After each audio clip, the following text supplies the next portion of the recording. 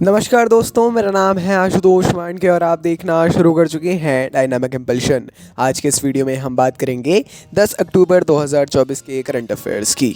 और अब जब आपने वीडियो के थंबनेल पर क्लिक करते हुए वीडियो देखने की शुरुआत करी दी है तो अंत तक जुड़े रहिएगा, क्योंकि आप सभी लोग जानते हैं कि ज्ञान को कभी भी अधूरा नहीं छोड़ना चाहिए, है ना। इसी बात के साथ में हम शुरू कर रहे हैं आज के इस वीडियो को। बस मेक श्योर कि आपका ध्यान और कहीं ना जाए, ठीक है, बाकी हमारी जिम्मेदारी। चलिए पहली जानकारी। भारतीय रिजर्व बैंक और मालदीव मौद्रिक प्राधिकरण ने 2024 से 2027 के लिए सार्क मुद्रा स्वैप फ्रेमवर्क के तहत एक मुद्रा स्वैप समझौते पर हस्ताक्षर किए। काफ़ी ज़रूरी जानकारी है। कल मालदीव से जुड़ी 2 जानकारियां हमने आप तक पहुंचाई थी। भारत और मालदीव के संबंधों के लिए, है ना, किस प्रकार रुपए वहां पे जा रहा है, रुपए क्रेडिट कार्ड, और किस प्रकार भारत सहायता कर रहा है। उसी बीच अब ये भी एक आप देखेंगे मुद्रा स्वैप समझौता हुआ है भारतीय रिजर्व बैंक और मालदीव के मौद्रिक प्राधिकरण के बीच में। यह समझौता मालदीव को अमेरिकी डॉलर यूरो स्वैप विंडो के तहत $400 मिलियन और भारतीय रुपया स्वैप विंडो के तहत 30 बिलियन रुपए तक पहुंचने की अनुमति देता है। काफ़ी बड़ी बात है ना। वहाँ के टूरिज्म में और आसानी हो सकती है इससे। आगे बढ़ते हैं। विश्व स्वास्थ्य संगठन ने नई दिल्ली में दक्षिण पूर्व एशिया के लिए अपना 77वां क्षेत्रीय समिति सत्र शुरू किया। विश्व स्वास्थ्य संगठन का 77वां क्षेत्रीय समिति सत्र कहाँ आयोजित हुआ? नई दिल्ली में, दक्षिण पूर्व एशिया में, ठीक है। माफ़ कीजिए, नई दिल्ली में आयोजित हुआ। ये दक्षिण पूर्व एशिया के लिए सत्र है, जिसमें पूरे क्षेत्र के स्वास्थ्य नेताओं की एक महत्वपूर्ण सभा शामिल होगी। 7 से 9 अक्टूबर तक चलने वाला यह 3 दिवसीय सम्मेलन है।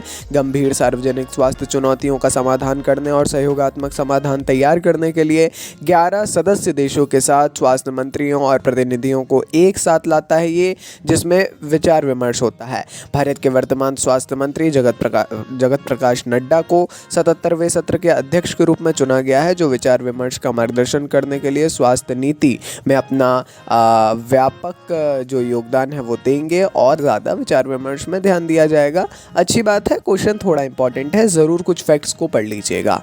अगली जानकारी की ओर बढ़ते हैं। असम के बाल विवाह के खिलाफ लड़ने के लिए एक महत्वपूर्ण कदम में असम के वर्तमान मुख्यमंत्री हेमंता बिस्वा शर्मा ने निजुत मोइना योजना के तहत मासिक वित्तीय सहायता के वितरण की शुरुआत की है। नाम ध्यान रखना है, निजुत मोइना योजना। यह कदम जो है इस सामाजिक मुद्दे के खिलाफ सरकार की चल रही लड़ाई के एक निर्णायक चरण का प्रतीक है, जिसका उद्देश्य परिवारों को महत्वपूर्ण, विशेष तौर पर वित्तीय सहायता प्रदान करना और युवा लड़कियों को अपनी शिक्षा और कल्याण के लिए सशक्त बनाना है। बाल विवाह से बचने के लिए, उसे रोकने के लिए मासिक वित्तीय सहायता जो है असम सरकार देने जा रही है। काफ़ी बड़ी बात है और कहीं ना कहीं काफ़ी अच्छी योजना भी है ना। मतलब अलग अलग ओपिनियंस डेफिनेटली होते हैं, मगर आप अपना ओपिनियन तो शेयर करिए ही। मेरे अनुसार बहुत अच्छी योजना है। आगे बढ़ते हैं। भारतीय ई कॉमर्स परिदृश्य एक परिवर्तनकारी विकास के दौर से गुजर रहा है, जिसमें डेलॉयट की नवीनतम रिपोर्ट में एक विशाल विकास प्रक्षेपवक्र की भविष्यवाणी की गई है ना। क्या है ये प्रक्षेप वक्र? तो 2030 तक $325 अरब तक पहुंचने का अनुमान सिर्फ एक संख्या नहीं है, बल्कि भारत के वाणिज्य संचालन के तरीके में बुनियादी बदलाव का भी प्रतिनिधित्व करता है। जाहिर तौर पर एक ये बहुत बड़ा विकास है और बहुत बड़ी, अगर ये रिपोर्ट सही है तो बहुत बड़ी चीज़ है और डेफिनेटली गलत नहीं है। एक अनुमान है और रिपोर्ट्स प्रयास करती हैं कि उनका अनुमान ज़्यादा से ज़्यादा सही हो, नहीं तो बदनामी होने की। यह 21% चक्रवृद्धि वार्षिक वृद्धि दर एक डिजिटल क्रांति का प्रतीक है, जो खुदरा पारिस्थितिकी तंत्र को नया आकार दे रही है। इम्पॉर्टेंट है, थोड़ा सा पढ़िएगा। डेलॉयट के बारे में तो पढ़ना ही है, प्लस इस रिपोर्ट को भी थोड़ा स्टडी करने का प्रयास करिए। अपन बढ़ते हैं अपनी अंतिम जानकारी की ओर। अगली जानकारी।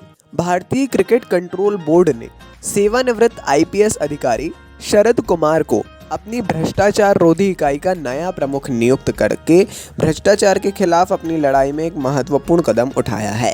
BCCI ने BCCI की एक यूनिट है, दैट इज भ्रष्टाचार रोधी यूनिट या इकाई, है ना।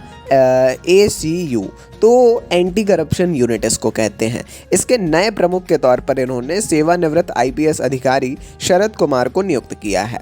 यह रणनीतिक नियुक्ति क्रिकेट प्रशासन के कानून प्रवर्तन का दशकों का अनुभव लेकर आई है ना। जाहिर है भाई, IPS अधिकारी हैं सेवानिवृत्त, तो एक अच्छे खासे अनुभव के साथ में वो आएंगे, है ना। और कहीं ना कहीं काफ़ी ज़्यादा फ़ायदा होगा, ऐसा BCCI के द्वारा बोला जा रहा है, जाहिर है ना। तो थोड़ा सा ना यूनिट्स के देखिए, सबसे पहले तो BCCI के बारे में अच्छी खासी जानकारी ले लीजिए, कुछ फैक्ट्स के बारे में समझ लीजिए, फिर उसके बाद इनके यूनिट्स के बारे में थोड़ा पढ़िए कि किस प्रकार BCCI अन्य काउंसिल से, अन्य क्रिकेट काउंसिल से कितना एक अच्छा प्रयास कर पा रही है ना। ऐसे थोड़ा सा आप पढ़ेंगे तो आपको ऑटोमेटिकली काफ़ी अच्छी जानकारी समझ में आ जाएगी। ठीक है जी, चलिए ये थी आज के इस वीडियो की अंतिम जानकारी।